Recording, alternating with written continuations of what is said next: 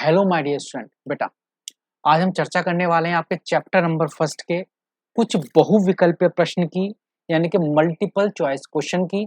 ये सभी वो प्रश्न होंगे जो कि आपके एग्जाम में या तो पूछे जा चुके हैं या इनके आने के बहुत सारे चांसेस हैं। तो बेटा, बिना टाइम को गवाए डायरेक्ट आते हैं अपने टॉपिक पर। बहुविकल्पीय प्रश्न, और ये बेटा किस चैप्टर से रिलेटेड है? चैप्टर नंबर फर्स्ट से रिलेटेड है। चलिएगा पहले प्रश्न पर चलते हैं। पहला प्रश्न क्या है? पहला प्रश्न है भैया कि ये पुष्प पालन क्या होता है?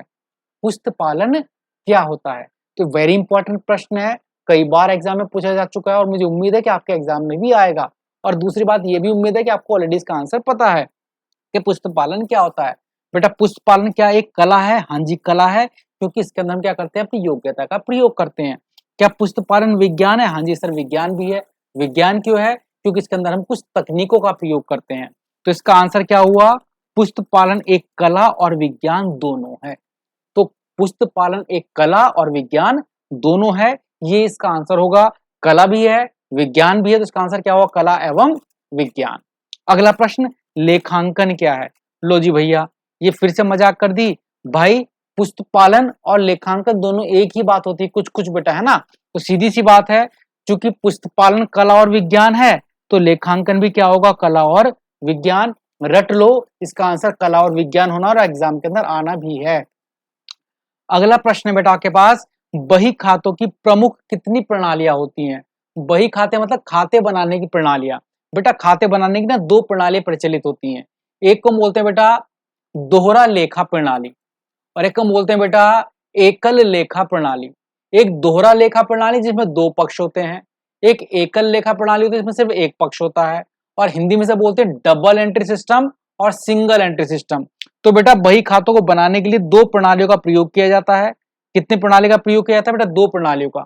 मेरे साथ साथ नाम बताओ। दोहरा लेखा प्रणाली और एक जिसे हम बोलते हैं सिंगल एंट्री सिस्टम बेटा, एकल लेखा प्रणाली, है ना? दोहरा लेखा प्रणाली और एकल लेखा प्रणाली बेटा। तीसरा, लेखा शास्त्र क्या है? कहोगे सर फिर से मजाक कर दी। लेखा शास्त्र क्या है? सर ये तो कला और विज्ञान दोनों होता है। हाँ जी भैया, लेखा शास्त्र कला और विज्ञान दोनों है, करेक्ट आंसर है। आगे चलते हैं। लेखांकन कहां से प्रारंभ होता है? भाई, हर एक बच्चे को पता है जिसने हमारी स्टार्टिंग की पहली और दूसरी क्लास ली है। लेखांकन कहां से प्रारंभ होगा? जहां से पुष्प पालन क्या होता है बताओ? जहां से पुष्प पालन, जहां से पुष्प पालन समाप्त होता है। सर क्यों? पुष्प पालन का मतलब क्या था? चीजों को किताबों में लिखना, ये पुष्प पालन हो गया। चीजों को किताबों में पुस्तकों में लिखना पुष्प पालन। अब उसकी सहायता से लाभ हानि ज्ञात करना, उसकी सहायता से लाभ हानि ज्ञात करना क्या कहलाता है बेटा? हमारा लेखांकन कहलाता है। तो याद रखना, लेखांकन वहां से प्रारंभ होगा जहां से पुष्प पालन समाप्त होगा, जहां से पुष्प पालन समाप्त होगा बेटा, जहां से पुष्प पालन समाप्त होगा। अगला प्रश्न है, लेखांकन का मुख्य कार्य क्या है? लेखांकन का मुख्य कार्य क्या है? बेटा, दुनिया जानती है लेखांकन हम क्यों करते हैं। पुष्प पालन हम क्यों करते थे? चीजों को क्रमबद्ध तरीके से पुस्तकों में लिखना, पुष्प पालन हो गया। चीजों को क्रमबद्ध तरीके से पुस्तकों में लिखना पुष्प पालन हो गया। अब पुस्तकों में लिखना पुष्प पालन हुआ। अब उस लिखे हुए से लाभ हानि ज्ञात करना लेखा शास्त्र हो गया या लेखांकन हो गया बेटा। लेखांकन का मुख्य कार्य क्या है बेटा? लाभ हानि ज्ञात करना। लेखांकन का मुख्य कार्य क्या है? लाभ हानि ज्ञात करना। आगे, ल्यूकस पेसिलोयो कहां के निवासी थे? ल्यूकस जानते हो बेटा कौन है? इन्हें हम बोलते हैं पिता, इन्हें हम बोलते हैं father of accountancy, father of accountancy. लेखांकन के पिता कहलाते हैं बेटा, अकाउंटेंसी के फादर हैं ये, है ना? ल्यूकस। पेपर में प्रश्न आ सकता है, who is the father of accountancy? Accountancy या लेखांकन के या लेखा शास्त्र के फादर कौन है बेटा? ल्यूकस। ल्यूकस। और कहां के रहने वाले थे ये? अमेरिका के रहने वाले थे बेटा। कहां के रहने वाले थे? सॉरी, इटली के रहने वाले थे, सॉरी। इनमें से क्या लेखांकन की एक सीमा है? जानते हो बेटा लेखांकन की सीमा का मतलब क्या हुआ? वो परिस्थिति जहां पर लेखांकन कार्य नहीं कर पाता है, जहां पर लेखांकन फेल हो जाता है, जहां पर लेखांकन को दिक्कत होती है, उसे बोलते हैं लेखांकन की सीमा, लिमिटेशन ऑफ अकाउंटिंग। अब एक एक करके बात करते हैं। लेखांकन संख्यात्मक आंकड़ों को लिखता है। ये तो अच्छी बात होगी बेटा, लेखांकन संख्यात्मक आंकड़े लिखता है, जिन्हें हम संख्या बदल सकते हैं ना बेटा, उन्हें लिखता है, बहुत अच्छी बात है बेटा। दूसरा, लेखांकन लाभ हानि ज्ञात करने में सहायक है। ये भी कुछ सीमा थोड़ी होगी बेटा, ये भी अच्छी बात है, लाभ हानि ज्ञात करता है। लेखांकन बहुत आवश्यक है, ये भी बहुत अच्छी बात है बेटा। लेखांकन गुणात्मक आंकड़ों को नहीं लिखता है, सॉरी बेटा नहीं लिखना है बेटा, लेखांकन गुणात्मक आंकड़ों को नहीं लिखता है। यानी कि जहां गुण आते हैं ना बेटा, गुणों को हम कभी अपने लेखांकन में नहीं लिख सकते हैं। हम लेखांकन में क्या लिखते हैं, संख्याओं को, गुणों को लेखांकन में नहीं लिखा जाता बेटा। यानी कि जो क्वांटिटी होती है वो लिखी जाती है, क्वालिटी लेखांकन में नहीं चलती। तो लेखांकन में गुणात्मक आंकड़े नहीं होते। इसका आंसर आप चाहो तो क्लास नंबर 2 में आप देख सकते हो। इनमें से क्या लेखांकन का उद्देश्य नहीं है? अच्छा, लेखांकन का उद्देश्य क्या है, अभी मैंने आपको बताया था, संपत्ति और दायित्व का ज्ञान लगाना।